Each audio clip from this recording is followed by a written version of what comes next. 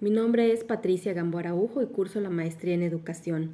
La corriente filosófica que me llamó la atención fue la del Renacimiento al modernismo, sobre todo porque esta época es la que da paso al pensamiento de que las deidades ya nos dictaban lo que el ser humano debía de ser. Esto podría ser que sean guerreros, que sean artesanos, y esto da pauta a una transición en la vida del ser humano que para mí es una gran transición, porque se empieza a creer en la razón y sobre todo en las verdades del razonamiento lógico de las ideas. El Renacimiento básicamente empieza en el año 1500, donde ya se da un auge y se practica la libertad de pensamiento. El personaje más relevante de esta época es Nicolás Maquiavelo, nacido en Florencia, quien era un personaje que buscaba que el pueblo se independizara y que conociera la historia, sobre todo para aprender lecciones útiles y poder identificar de dónde venía lo bueno y lo malo. Requería también en este pensamiento que los gobernantes sean energéticos, sobre todo para beneficio del pueblo, que sean energéticos para asegurar la libertad cívica de nuestro país. Y pensaba muy firmemente en que los gobernantes fueran primero políticos antes que buenas personas, sobre todo que pensaba que cuando no hay mano firme en el gobierno las cosas se pueden salir de control. También aparecen humanistas como Erasmo, que nos dice que la finalidad de la vida es dejar de seguir ideas de la iglesia y se centraba básicamente en el ser humano, en su autoformación. De la misma manera, Giovanni Pico escribió acerca de la dignidad del hombre en un manifiesto renacentista que nos dice que en una fábula, a manera de fábula, nos comenta que el hombre ya tiene la libertad de construir su propio destino. De la misma manera, Tomás Moro, en su obra llamada Utopía, que es básicamente una sátira, nos propone un mundo perfecto en donde ya no caben los cambios y todo es rígido y formal. De igual forma, una de las características principales del modernismo es que el ser humano empieza a tener libertad de hacer lo que quiera. Busca estándares más allá de los que propone la religión y las personas que se dedicaban al arte lo que empiezan a hacer es afirmar sus propios trabajos porque no estaba permitido, antes de esta época, no estaba permitido el tener ese reconocimiento y pasan de ser artesanos a dueños de sus obras. También trae consigo cambios en donde los padres eran autoritarios y se volvieron más flexibles y que en muchas ocasiones pasaban a ser también muy permisivos. Otra característica es que las familias numerosas pues era un hábito que se fomentaba en este tiempo. Entre las libertades se encontraban que los hijos ya no tenían que ser ni hacer lo que los padres le decían. Entonces ellos podían ser ellos mismos, podían tener la libertad de pensar y de buscar la verdad y la razón.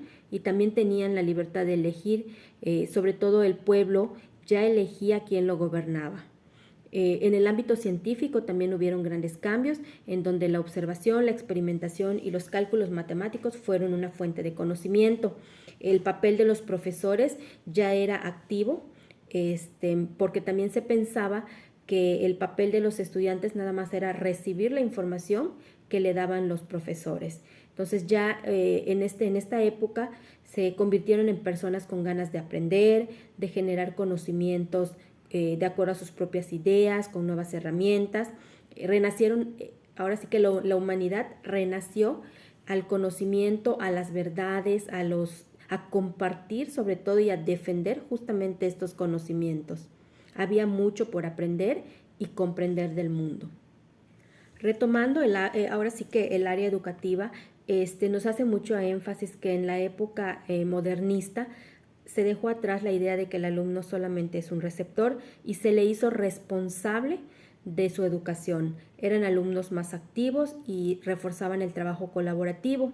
Esta intención era formar personas integrales que se unan a la naturaleza y a la comunidad. O sea que la educación pasó de ser racional únicamente a ser racional intuitiva y también de ser rígida a ser flexible. ¿Para qué? Para adaptarse a diferentes circunstancias.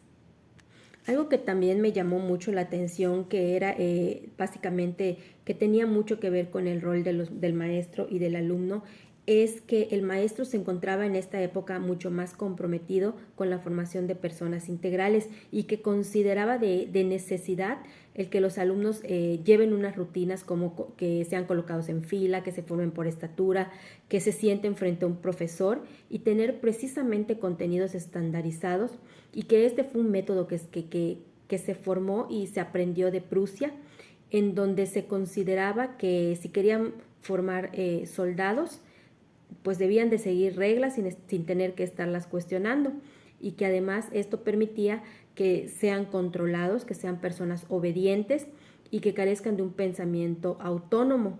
Y decían ellos que al ejercer ese poder, pues se le estaban dando una estructura a la sociedad.